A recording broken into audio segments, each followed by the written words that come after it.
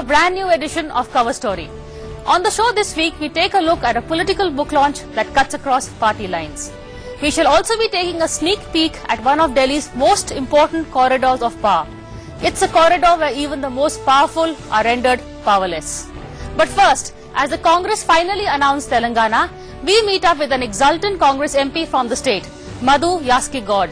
He walks us through the Telangana tussle, both within and outside the Congress party.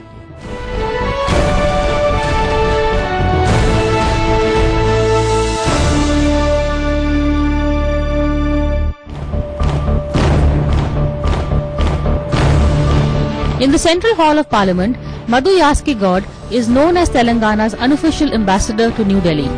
The two-term MP from Andhra Pradesh has been advocating separate statehood for Telangana ever since he first took oath in 2004. Unlike most of his colleagues in the class of 2004, he doesn't have either a political legacy or a godfather to help him through the rather slippery landscape of the Congress. Nearly a decade ago, he was a New York attorney practicing in the United States. Although he still has his legal offices in New York and Atlanta, it is the media that now gets to hear his most able arguments, for he has emerged as one of the most articulate defenders of the party in television debates. Let us now talk to this professional turned politician.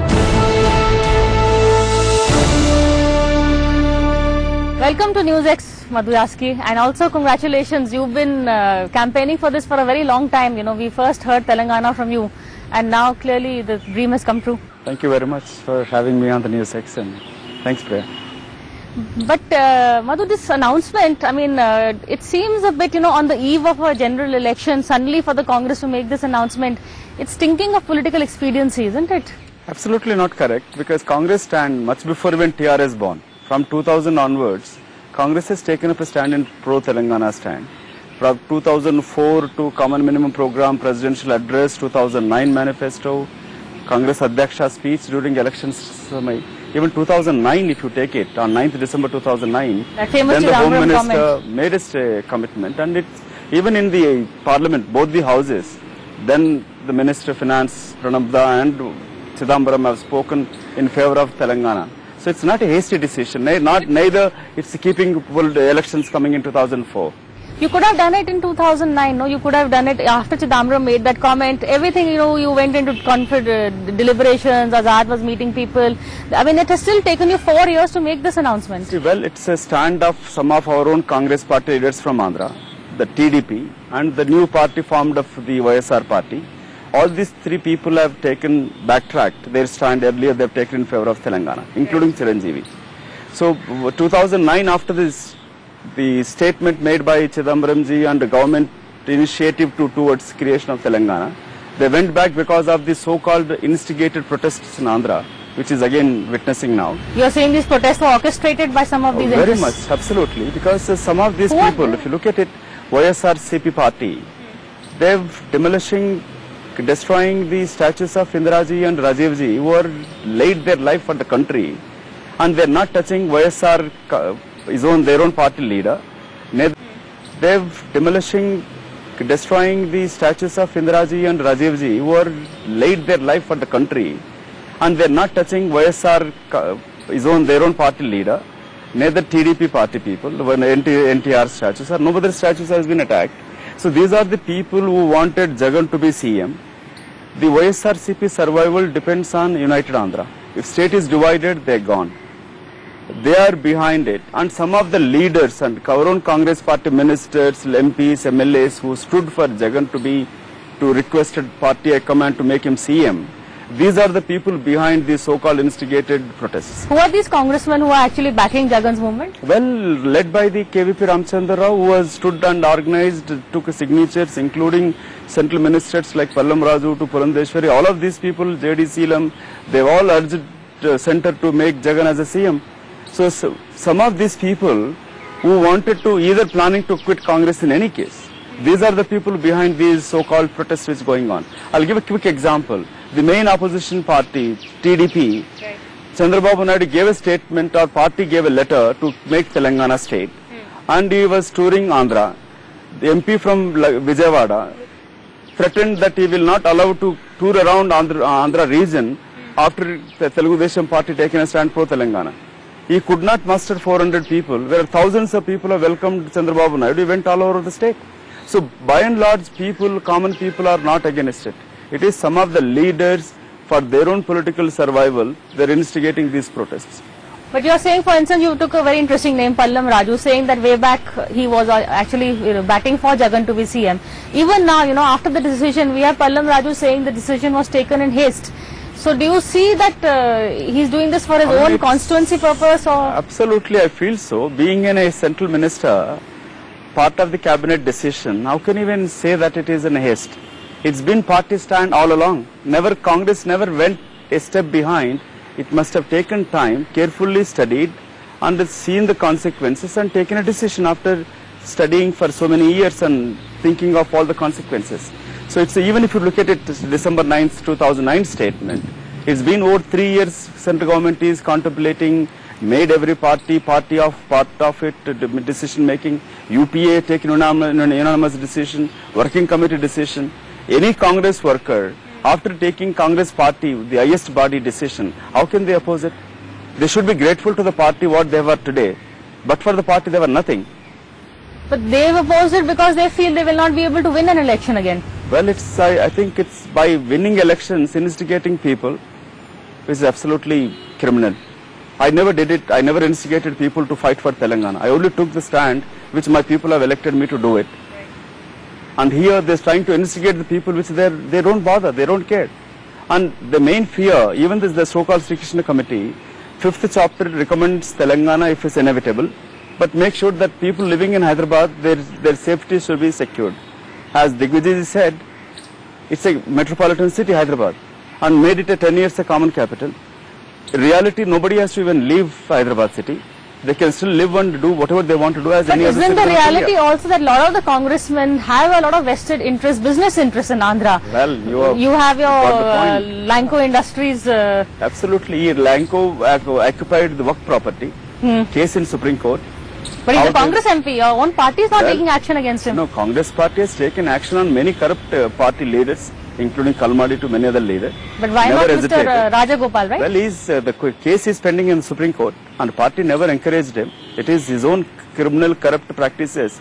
Some of the few MPs, businessmen MPs, who became members of parliament, and their main purpose or their main aim is to make money, not to work for the party.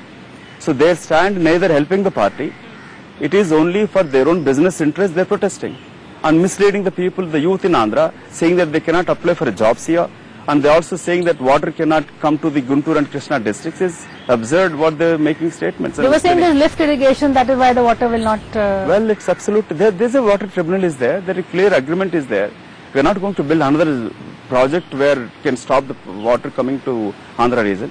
So which is they trying, now the people of Andhra, it's my understanding they have understood this criminal design of some of these businessmen MPs. They are not going to participate with these people.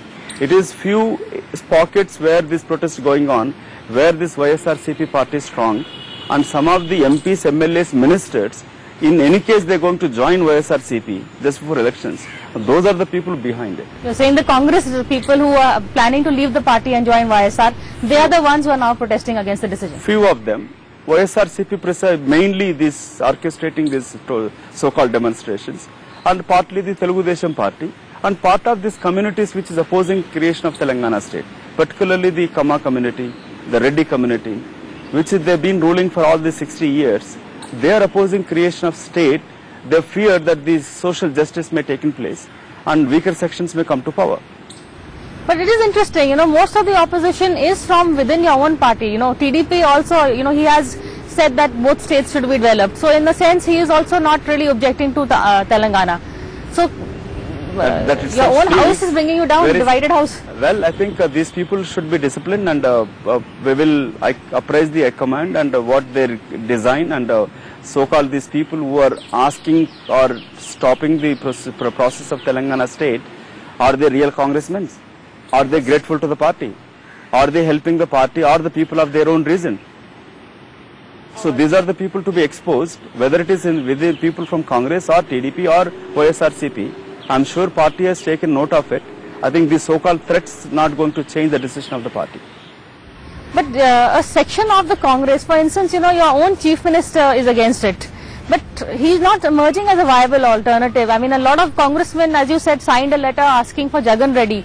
So is Jagan Reddy the tallest leader in Andhra today? No, not at all. This was right after death of Rajshekar Reddy. The so-called central ministers, MPs, MLAs have signed a letter asking central government to make him chief minister. Not anymore. He's been in jail for all the corrupt practices. All those people, few of them are who signed and demanded him to be CM. Now they've backtracked and they've realized it. But there are few of people. There's one Rajya Sabha MP who's leading all the so-called protests, who's instigating, funding. He's the main person behind it. A Congress MP from the Rajya Sabha? Yes, Congress MP from Rajya Sabha who stood by Rajshekar Reddy, who stood by Jagan. But he's doing covert operations, and I'm sure party aware of it. Who is this person? Can we name him? I think Mr. KVP Ramchandra, well aware of it, and all these meetings taking place in his house. But the party has not taken any action against it. If you and I know, then I'm sure. No, party is obviously observing and activities taking place by these people. I'm sure we have a very dynamic general secretary who knows in and out of Andhra politics and who knows in and out of all these leaders and their deeds and their practices, business practices. And I'm sure Mr. Digvijay ji can handle these things quite effectively. Now, speaking of a dynamic General Secretary, I think is one of the reasons that he was put to Andhra to see this transition happen. Well, he was General Secretary earlier, and he was because under Azad there's been a lot of delay. In 2009, and many programs he was initiated and through then the Chief Minister and the party. And I'm sure he's one, I think we are happy that he's again back as a General Secretary. And I'm sure he has a stature, he has a experience, and he has a command. And he knows, as I said, these so-called leaders who are orchestrating. I'm sure he's giving a patient hearing to them. If they don't discipline, I'm sure he knows how to control them. But also the other reason why Digvijay was brought in is that he had a very special relationship with Jagan Mohan Reddy's father, with the late YSR.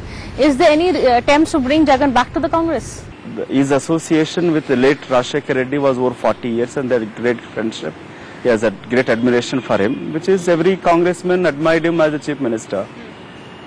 It is up to YSRCP. I don't think we are desperate, neither our general secretary, neither party to desperate to get Jagan back into the party.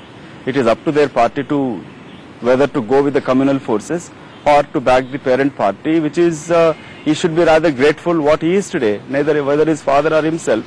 So it's a YSRCP, their own initiative. I think they are to more close aligned with the Congress party than an initiative from our side. Some were saying that YSR was actually blocking Telangana. You know, after his death, the Telangana movement got a little more encouragement. Which is untrue, which is unfortunate to say that, because it is YSR when he was the leader of opposition, when Telugu Desam was in power in 1999. 43 Congress MLAs have signed a letter urging Congress High Command to take a pro-Telangana stand. Did he also sign that letter? He was leading as a leader of opposition, but MLAs from Telangana region. And working committee then, headed by Honorable Prime Minister Madhav Sindhia ji, all these stalwarts have deliberated, discussed and taken a decision in favor of Telangana, but through the second SRC at that point of time. But things have changed now. And YSR, when in February 2009, last day of the assembly session, he made a speech in the assembly saying that time has come to create Telangana state. And before creating a Telangana state, he wanted to hear the apprehensions or the fears which the people of Andhra region has. He never said that Telangana whether to be created or not. For that he appointed Roshaya committee. So YSR on record taken a stand for pro-Telangana even in 2009. But then his son, why is his son opposing it? Well, his son for his own political survival. He wanted to be the chief minister and he wanted to, his party, as I said, his party can survive only if state is united. If state divided, he is gone.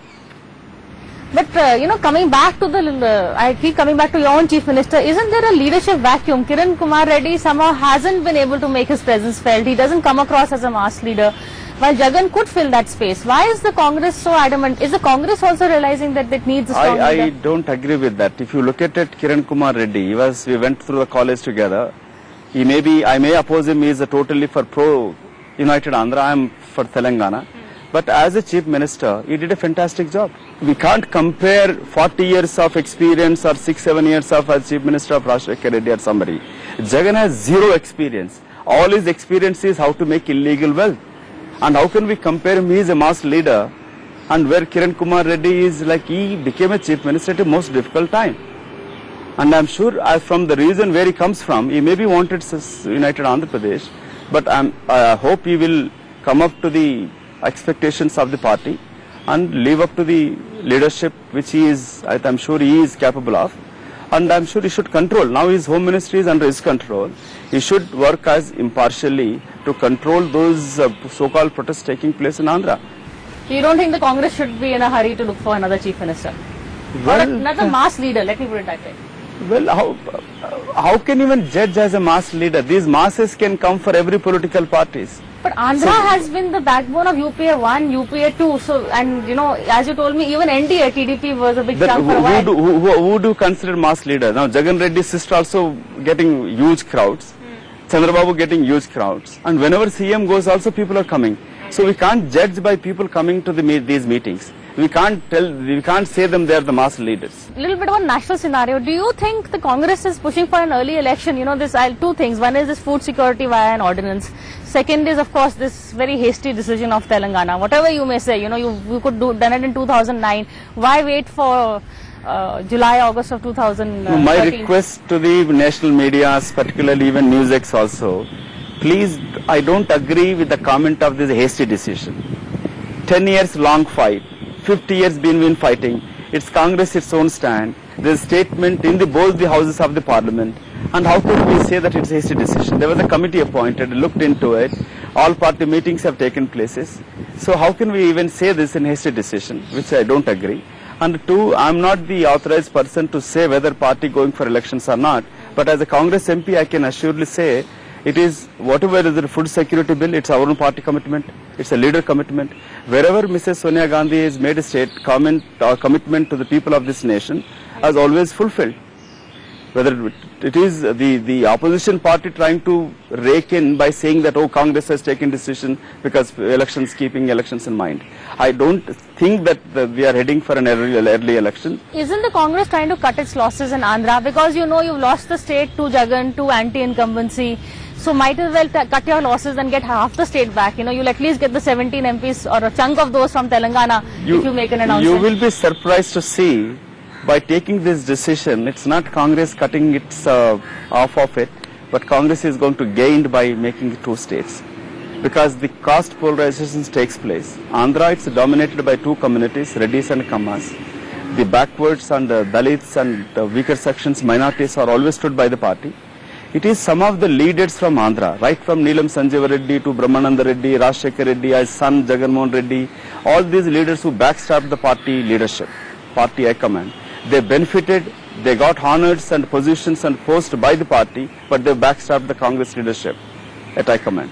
It is the Telangana people who stood by the party, always. And this is going to benefit in any case. But even in Andhra, like Chiranjeevi to Botsa Satyanarayana to other couple leaders, the third dominant community will the polarization takes place, and they will emerge as the strong leaders. And Congress is stand gained by the division of the state, not weakening. Even in Andhra, this, as I said, this so-called protest, you just watch it, it will subside in no time, and it is the instigated, orchestrated by few leaders of my own party, gained by the division of the state, not weakening. Even in Andhra, this, as I said, this so-called protest, you just watch it, it will subside in no time, and it is the instigated, orchestrated by few leaders of my own party, who are in any case going to join Jagan, and it's Jagan's party precisely leading all these so-called protests.